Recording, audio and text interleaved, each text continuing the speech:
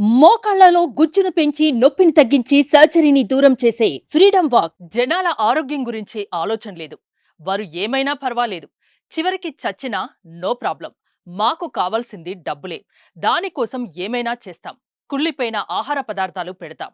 బూజు పట్టిన chicken, mutton వడ్డిస్తాం. ఆవులు, ఎద్దుల కొవ్వుతో నూనె తయారు చేసి విక్రయిస్తాం. ఇదే ఇప్పుడు సమాజంలో కొందరి తీరు. కాసుల కోసం ప్రజల ప్రాణాల్ని అస్సలు లెక్క చేయడం లేదు. అన్నీ కల్తీయే. చిన్న పిల్లలు తాగే పాల నుంచి నీటి వరకు ప్రతి దాంట్లోనూ డూప్లికేట్.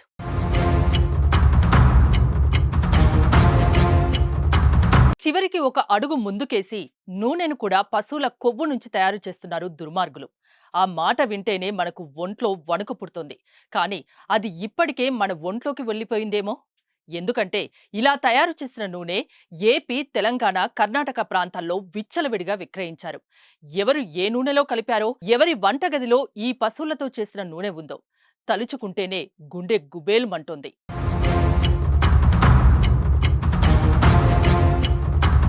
పశువుల కొవ్వుతో నూనె తయారు చేసిన ముఠాలు ఇప్పటికే ఎన్నో పట్టుబడ్డా ఇంకా కుప్పలు తెప్పలుగా ఉన్నాయి.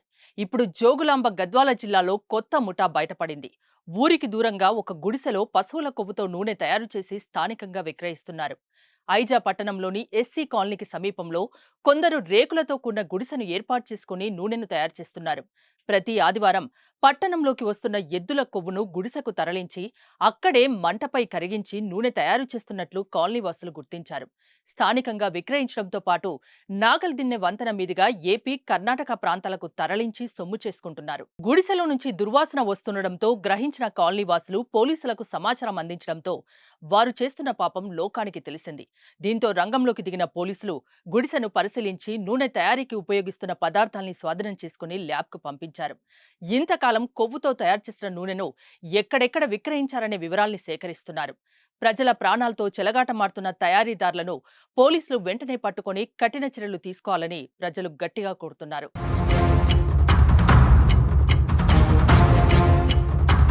మనం ఎంత సంపాదించినా ఆరోగ్యం ఉంటేనే జీవితం. అలాంటి ఆరోగ్యాన్ని ఇలాంటి కల్తీ రాయుళ్లు పాడు చేస్తున్నారు. ఇటీవల తెలంగాణలో ఫుడ్ సేఫ్టీ అధికారులు చేపట్టిన తనిఖీల్లో బయటపడ్డ దారుణాలు చూశారు. వారి అరాచకాలు ఏ రేంజ్లో బయటపడ్డాయో విన్నాం. ప్రతి రెస్టారెంట్లోనూ కుళ్ళిపోయిన బూజుపట్టిన ఆహార పదార్థాలే. వాటిని మనకు వడ్డించి ఆరోగ్యంతో చెలగాటమాడుతున్నారు. వారికి తోడు ఈ కల్తీ రాయుళ్లు. ఇంకా ఏది తినాలన్నా, తాగాలన్నా భయపడే పరిస్థితి నెలకొంది. అందుకే ప్రస్తుత పరిస్థితుల్లో ఏదైనా కొని తినే ముందు 1కి 2 సార్లు ఆలోచించాలి. లేకపోతే అనారోగ్యంతో బెడ్డెక్కాల్సిందే. So be careful.